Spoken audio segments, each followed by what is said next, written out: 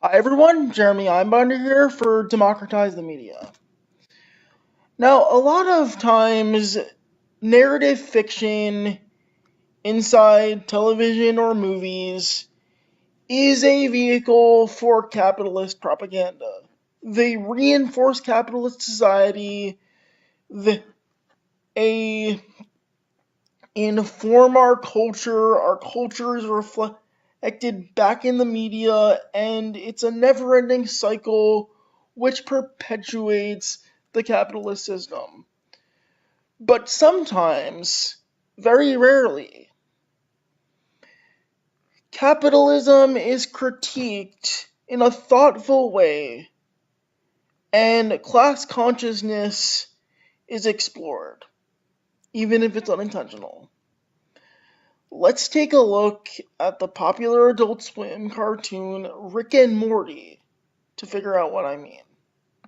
Oh man, where are we, Rick? Morty, remember 8 seconds ago when you said go inside what? And I said the battery, and then we showed up here and I wasn't like, whoa, this is unexpected. This is not what I was expecting, Morty. What a perplexing mystery this is. We're inside the battery. I get it. You don't have to bust my balls. This isn't right. This pipe's supposed to be sending 20 terawatts of juice up to the engine, Morty. Instead, we've got 0? Now what are these people doing? Whoa, people? At this point, Morty starts to suspect something's off, because Rick has people powering his car battery. They go inside the battery, and Rick is upset at people. Now, people are not generally responsible for powering the battery of a car. So, Morty is understandably confused, and he's about to be horrified. It's time for some hands-on engine repair. All right, Morty, hold on to something. Whoa! Holy crap! I thought we were inside your car battery, Rick! This is like a whole planet or something! Thanks, Morty. I'm pretty proud of this bad boy. Check it out. I put a spatially tessellated void inside a modified temporal field until a planet developed intelligent life. In other words, to use a more earthly analogy, Rick invested capital, or energy, in his car battery until he could afford the labor of others to power his car battery for him. Like any business, it is not labor which accumulates energy or power. It is capital. Rick has the capital. He hires people or intelligent life forms to create more capital for their labor, and he takes most of it. When you put it in these terms, Rick's practices start to sound familiar, but they start to sound like any other capitalist venture. I then introduced that life to the wonders of electricity, which they now generate on a global scale. And some of it goes to power my engine and charge my phone and stuff. So he then introduces his employees to the wonders of wealth accumulation by offering them the opportunity to work for him and make money and succeed in the world. And he takes the vast majority of the energy and the capital they accumulate and uses it for his own personal gain, like any other capitalist would.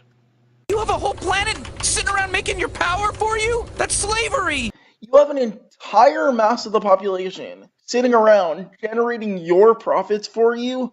That's slavery. And when you stop to think about it, that's exactly what it is. But nonetheless, Rick has a defense for that. It's society. They work for each other, Morty. They pay each other. They buy houses. They get married and make children that replace them when they get too old to make power. No, capitalism isn't slavery. It's society. People work for each other. They buy houses. They make children. The children replace them in the workforce and they get too old to make any profits. But people aren't disposed of. They're just replaced. That's not slavery. But Morty totally gets it. And what is his response? That just sounds like slavery with extra steps. Bingo. Ooh la la, someone's gonna get laid in college. That kind of compliment is strange phrasing for an insult. You should never mock someone's high-minded idealism, just because they could use it to who stroke their own ego doesn't mean they're wrong. It appears we are being revisited by the alien known as Rick, who once gave our world the gift of Googlebox technology, which, when stomped on, generates electricity, powering our homes and businesses, improving our daily lives. Capitalists have created a thriving industry all over the world, introducing this product to most of our daily lives. We have to pay no attention to the fact that most of what we create is taken directly from us. You need to tell these people they're in a battery, Rick. It's messed up. There's caterers down there. They're setting up chafing dishes. Gotta give some credit to Morty. He's quick to catch on to class consciousness. You relax, Morty. There's nothing dishonest about what we're doing. Now slap on these antennae. These people need to think we're aliens. What? Why? Obviously, you really know nothing about car repair. By its nature, the capitalist economy engages in some deception that the masses are not supposed to pay attention to. Wait for the ramp, Morty. They love the slow ramp. Really gets their dicks hard when they see this ramp just slowly extending down. Greetings! Morty, you gotta flip them off. I told them it means peace among worlds. How hilarious is that?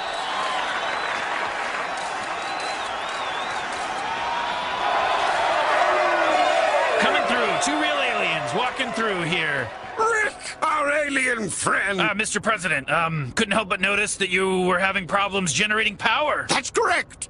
We've evolved. Our most brilliant scientist, Zeep Zanflorp, has developed a source of energy that makes Google boxes obsolete. I would love to see it. Now, Rick is clearly pissed off that someone in the energy generating industry beat him out, and his energy generating product is now obsolete. You! What did you say to me? You! You told me it means much obliged. Oh, right. Blow me. No. Blow me. Cutthroat trampling over each other disguised as pleasant, friendly rhetoric. That's common. Zeep, you have an honored guest from beyond the stars. I said 12 quantum stabilizers, not 11. Fix it or it's your ass. Now clearly, a hierarchy's been created here. This is a capitalist multiverse, and it's only being presented as slavery because it's a science fiction allegory. It's unfortunate. Chris, I'm in the middle of something. Zeep, this is Rick, the alien. Rick the alien. Rick the alien. Really? You're gonna pull that move? I guided your entire civilization. Your people have a holiday named Rick's Giving. They teach kids about me in school. I gave you a job, asshole. Respect me. I dropped out of school. It's not a place for smart people. I beat you. You're nothing. I'm better than you. Oh, snap! Listen to me, you arrogant little... Rick was hoping to see your new energy source. I think he could learn a lot from you, Zeep. Fine. It's hard for people to grasp, but inside that container is an infinite universe with a planet capable of generating massive amounts of power. It's hard for people to understand my success, but I just started a business and things worked out for me. I call it a miniverse. Dumb name. I started a brand exactly like yours. Your brand sucks. Mine's better. Excuse me? Nothing. I mean, it's hard for us to comprehend all this. Would it be possible for us to get some kind of tour of your mini-verse from the inside? Alright, let's see how fucking awesome your product is. See if you really beat me. This isn't a chocolate factory. I don't have time. I'm not here to entertain peasants. Didn't you say time goes more slowly in the miniverse relative to the real world? Yes, Chris. Thanks for reminding me of that. Great president. Oh right, I forgot. Capitalism has to sound humane. All right, let's go. Hold on to something.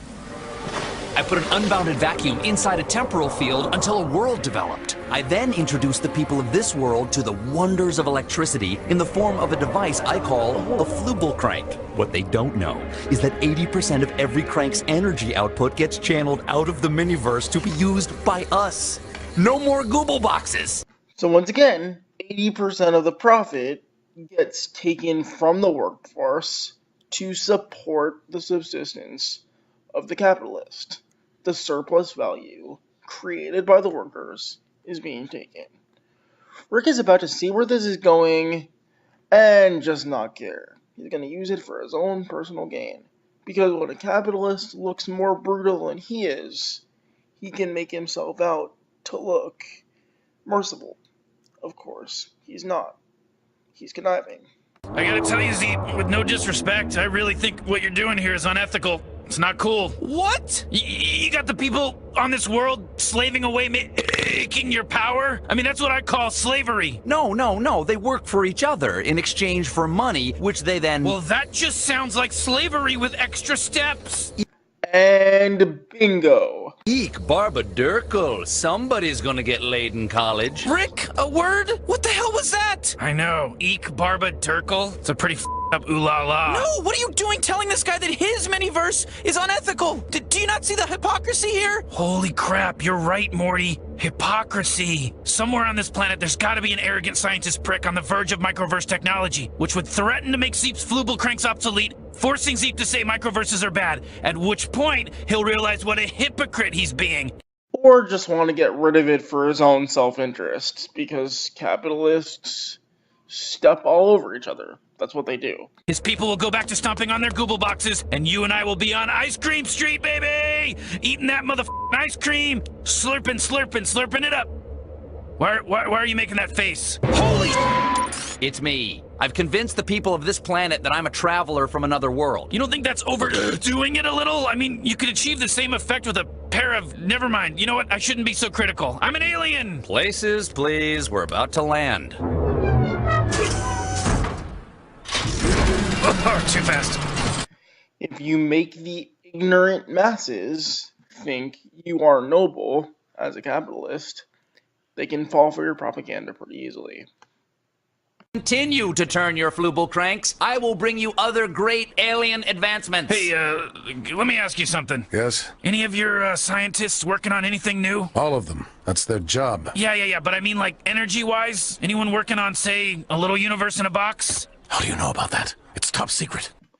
At this point, the government realizes that Rick could be a threat to them, and as the state props up private industry, this is the essence of capitalism. No one's actually getting what they're worth. Things are kept top secret from the public, and people are not actually owning the energy that they produce, because there is a never-ending hierarchy inside the self-contained universe is ongoing, which Rick started.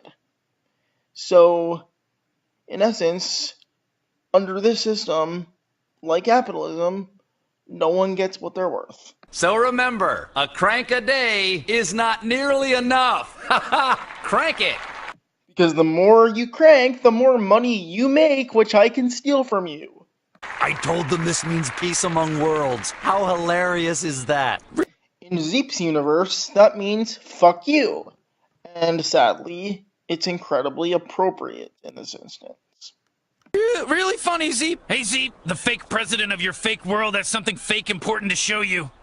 The nature of capitalism is that there will always be a boss of the boss of the boss, and almost no one is as important in a capitalist economy as the culture makes them think that they are in terms of social status.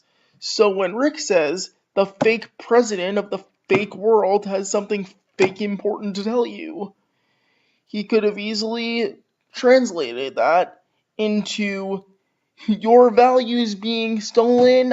I'm the only thing that matters. I am your God. I am the God of all of you. You are worth nothing. You are only as good as what you can make me. So you cannot work for yourselves. I cannot have that. Your president is fake. Your world is fake. Your labor is worthless to you because only I can use it. It's It's not much now, but once I learn to accelerate the temporal field, I'll be able to interact with any sentient life that evolves and introduce them to the wonders of electricity via a pulley-based device I call a blooble-yank. But what they won't know is... You'll be taking most of their energy. Yeah, I get it. And here we go again. Every capitalist is a benevolent capitalist who can serve their own interest while helping others, except for the people who happen to be above them. They're thieves, they're slave owners, but Zeep is the good guy. Rick is the good guy. Of course, Rick realizes what a hypocrite he is, but he doesn't care. He's a nihilist in that sense. It's showtime. You do realize this will make the Flooble crank obsolete? This is wrong, Kyle. What you're doing is wrong. You're basically... This is slavery. You're talking about creating a planet of slaves. Told you, Zeep. Oh, they won't be slaves. They'll work for each other and pay each other money. That just sounds like slavery with extra steps. And only when Zeep realizes that he, in fact, is being stolen from, does he feel like a slave. Does he feel like he's engaging in slavery with extra steps? And that's all capitalism has ever been. Slavery with extra steps. So how does he react when he realizes his existence is a lie? His importance is false. He is nothing compared to Rick, the creator of his universe. And even though he has supplied the energy necessary to power Rick's necessities, he's nothing to Rick. He is only his battery. What? Wait a minute. Did you create my universe? Is my universe a miniverse? Microverse! Teenyverse. Wait a minute, are you stealing my labor? Did I work for you and you took the profits that I made? How could you do that? Ugh! You bastard! Much obliged. What the hell is happening? This is healthy. Trust me. A revolt against the bourgeois. That's what's happening. And Morty's right. It is healthy. My battery, That's all you are! I made you! Your microverse sucks! And your miniverse is the size of a lobster tank! It's whack! You think you're important, motherfucker? You exist to serve me. Are they not really aliens? Nah, they're just a couple of crazy, wacky scientists, you know? So he made a universe, and that guy is from that universe, and that guy made a universe. And that's the universe where I was born? Where my father died. And where I couldn't make time for his funeral because I was working on my universe. And here, Kyle is coming to the horrifying realization of how little his life actually matters in terms of the multiverse and the capitalist economy it serves. Nothing in his life is as important as how valuable he is to the other multiverses, to the capitalist class, in this case Rick and Zeep, that he serves. Nothing in his life can actually be important. Capitalism runs the world, or in this case, the multiverse, and they tell you to disregard your social relationships, your bonds, your love. And to quote Cameron Watt, Libertarian Socialist Rants, in his video, Capitalism and Mental Health, How the Free Market Makes Us Sick, he said, advertisements bludgeon you with the idea that the highest want in life is to make money, to acquire wealth and status. Otherwise, you're not good enough. And advertising is a tool for the capitalist class to serve propaganda to the masses. Just like the alien technique is a tool to serve propaganda to the masses. Noble aliens come down from another world and teach you the wonders of electricity to liberate you. Of course, that is not what actually happens.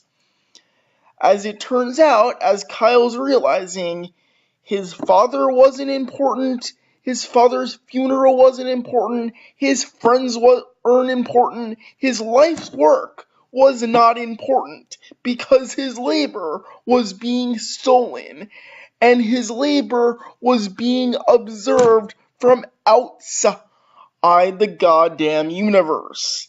And he doesn't understand how little he matters to them until now, when he realizes he is just another microverse. He is just another wage slave.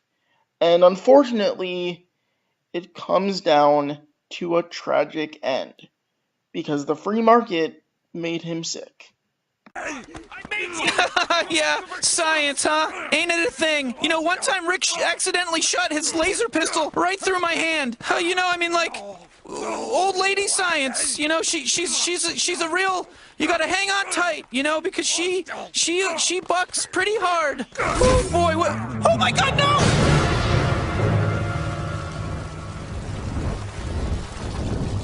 Teenyverse. Even after witnessing a suicide, all the capitalist can do is scoff at the person who just killed himself. Because he had a teenyverse, not a microverse or a miniverse. Come on, come on, come on! Pterodactyl! Haha! Asshole! When I get out of this teenyverse, I'm gonna smash it to pieces with you in it! Yeah, well, when I get out of this teenyverse, I'm gonna get out of the surrounding miniverse, and then the microverse around that, and guess what? Don't make things worse, Rick! He's not gonna destroy your universe! You know, we needed to start our car! That's what you used my universe for? To run your car? Yep. Although Rick could freely destroy his universe anytime he wants, just like a boss could fire an employee anytime he wants. And that could leave him destitute, poor, homeless, or dead, depending on how necessary the job is to survive. But don't flatter yourself! There's always AAA, you sucker! If you can't do this job for me, I'll find someone else who can.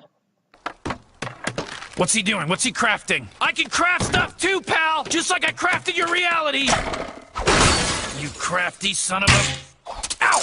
I crafted the guy that created the planet you're standing on! Yeah, and I made the stars that became the carbon in your mother's ovaries! I didn't ask to be born! Alright, that's it! I'm out! I'm gonna go into the wilderness, and I'm gonna make a new life for myself among the tree people! It can't be worse than this!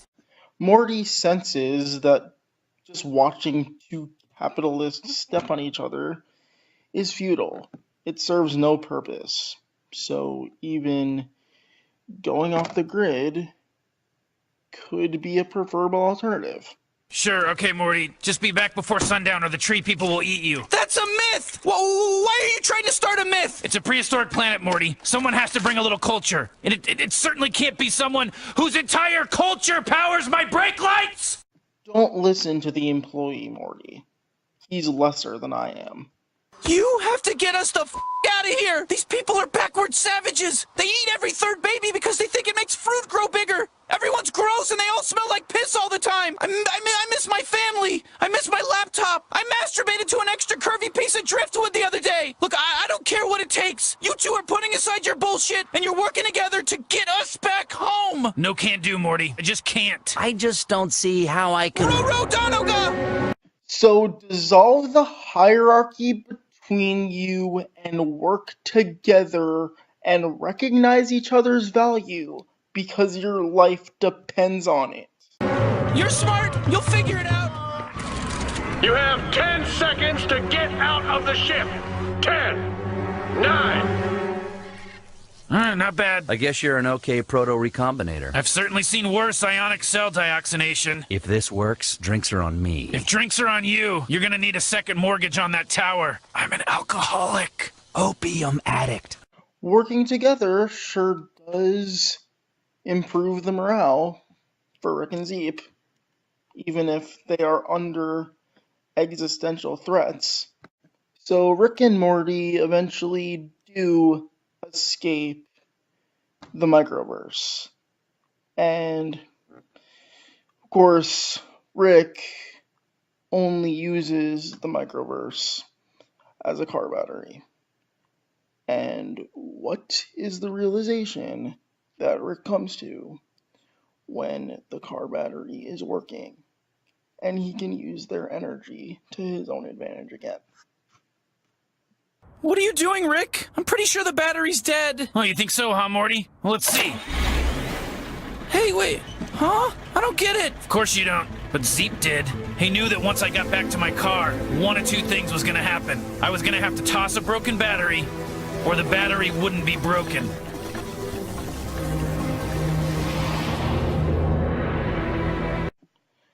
And Zeep is horrified, but that's the nature of the system. Either Rick tosses a broken battery, or the battery is not broken. Either you do the labor I am compelling you to do, or you are screwed. And that's the nature of the system, that's the nature of capitalism. And this is a good example of media being able to show that. But unfortunately, it can only show that in presentation as a sci-fi. It can't overtly make comments on it, because that would be against the interest of people who are actually watching the show in actual or reality, who might serve well by separating from their bosses and actually working for themselves.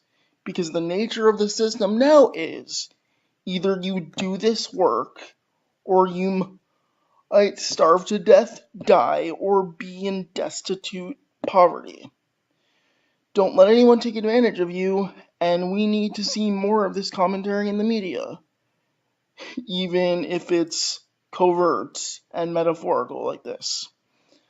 For Democratize the Media, I'm Jeremy Einbinder. Thanks for watching.